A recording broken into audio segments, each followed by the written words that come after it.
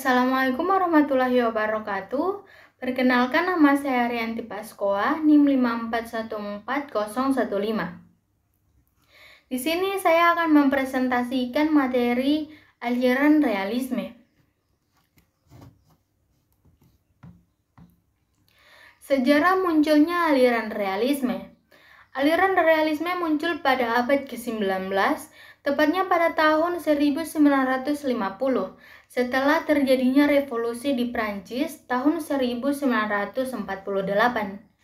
Gaya baru ini muncul menggantikan karya seni yang populer sebelumnya, yaitu aliran romantisme.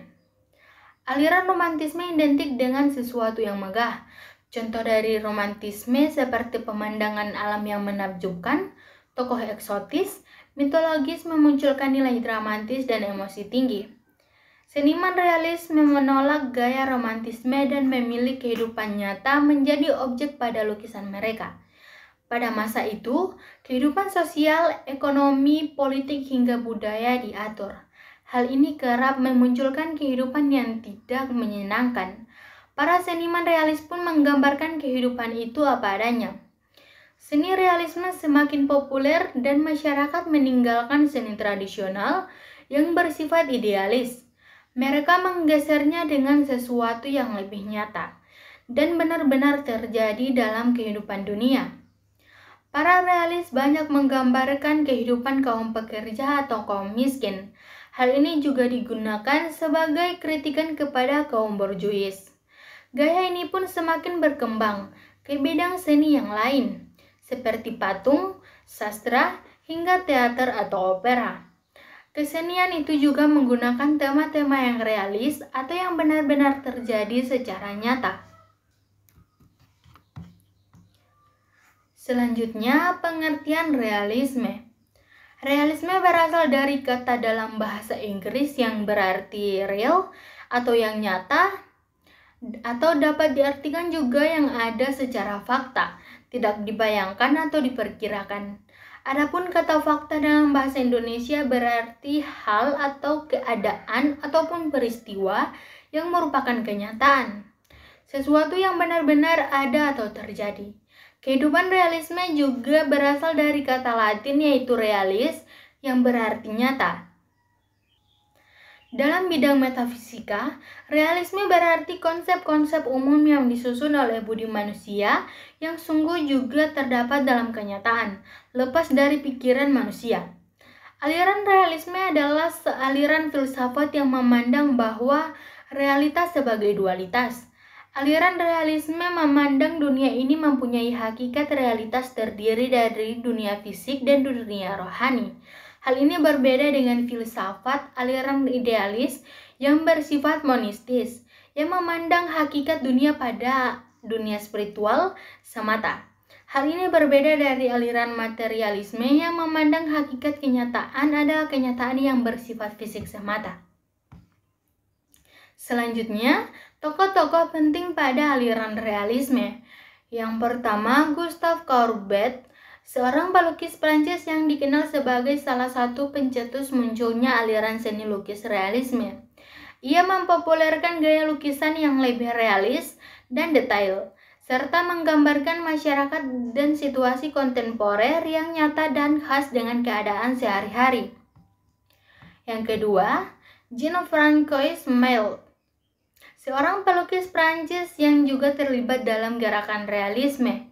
Ia dikenal dengan karyanya yang menggambarkan kehidupan petani dan pekerja lainnya, serta menekankan pada kehidupan sehari-hari yang tidak dramatis. Selanjutnya, Honor Daumier, seorang pelukis Prancis yang dikenal dengan karyanya yang menggambarkan kehidupan sehari-hari, termasuk kehidupan masyarakat kelas bawah. Ia mempopulerkan gaya lukisan yang lebih realistis dan satirik, serta menekankan pada kehidupan sehari-hari yang tidak dramatis. Yang keempat, Basuki Abdullah, seorang pelukis Indonesia yang dikenal dengan karyanya yang menggambarkan kehidupan sehari-hari, termasuk kehidupan masyarakat kelas bawah. Ia mempopulerkan gaya lukisan yang lebih realistis dan satirik, serta menekankan pada kehidupan sehari-hari yang tidak dramatis.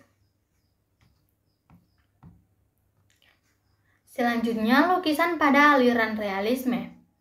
Lukisan pada aliran realisme adalah seni rupa yang menekankan akurasi dan keakuratan dalam menggambarkan subjeknya.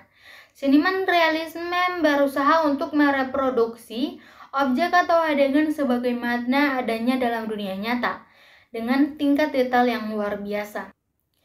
Tujuannya adalah untuk menciptakan gambar yang hampir sulit dibedakan dari objek aslinya, menggambarkan proporsi, tekstur, dan warna dengan presisi tinggi. Lukisan realisme menolak interpretasi distorsi visual atau ekspresi emosional yang berlebihan, dan lebih memilih untuk menampilkan subjek secara objektif.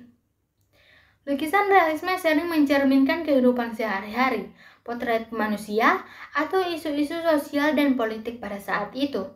Teknik lukisan tradisional seperti penggunaan warna yang akurat, pencahayaan yang realistis, dan detail yang rinci digunakan untuk mencapai realisme yang sempurna dalam lukisan ini.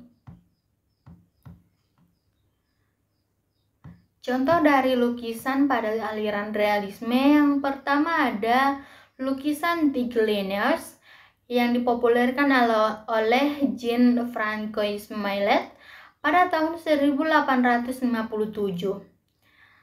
Ini adalah salah satu karya realisme yang paling ikonik dalam sejarah seni. Karya lukisan ini menggambarkan 3 wanita petani yang membungkuk untuk mengumpulkan sisa-sisa tanaman yang tersisa di ladang setelah panen. Millet dengan cermat menggambarkan detail kehidupan pedesaan pada abad ke-19, mulai dari pakaian petani hingga pose tubuh yang realistis. Yang kedua, lukisan The Song of the Lark yang dipopulerkan oleh Jules Breton pada tahun 1884. Lukisan The Song of the Lark oleh Jules Breton adalah salah satu karya realisme dalam seni rupa yang menggambarkan seorang wanita muda yang sedang bekerja di ladang gandum dengan bungkusan gandum di tangannya. Wanita tersebut tampak kelelahan namun penuh semangat dalam pekerjaannya. Ekspresi wajahnya mencerminkan keterhubungannya dengan alam dan kehidupan pedesaan. Lukisan The Song of the Lark adalah salah satu karya yang menghargai kerja keras dan kekuatan wanita dalam kehidupan pedesaan. Selanjutnya, kesimpulan dari materi aliran realisme. Aliran realisme adalah pandangan bahwa objek-objek adalah real dan berada sendiri tanpa disandarkan kepada pengetahuan lain atau kesadaran akal. Contoh, bunga mawar yang harum baunya merangsang hidung sungguh nyata, bertengger di ranting pohon di tanam bunga. Dari pernyataan tersebut, contoh realisme yaitu nyata bukan khayalan karena semuanya tampak adanya dan terlihat oleh mata juga tercium oleh hidung. Realisme memiliki beberapa tokoh yang mempengaruhi perkembangannya. Salah satunya seperti Aristoteles yang memandang bahwa sementara gagasan-gagasan mungkin penting bagi diri mereka sendiri, pembelajaran yang utama tentang materi mengantarkan kita pada gagasan-gagasan yang jelas dan yang lebih baik. Baik, itulah materi aliran realisme yang bisa saya sampaikan. Wassalamualaikum warahmatullahi wabarakatuh.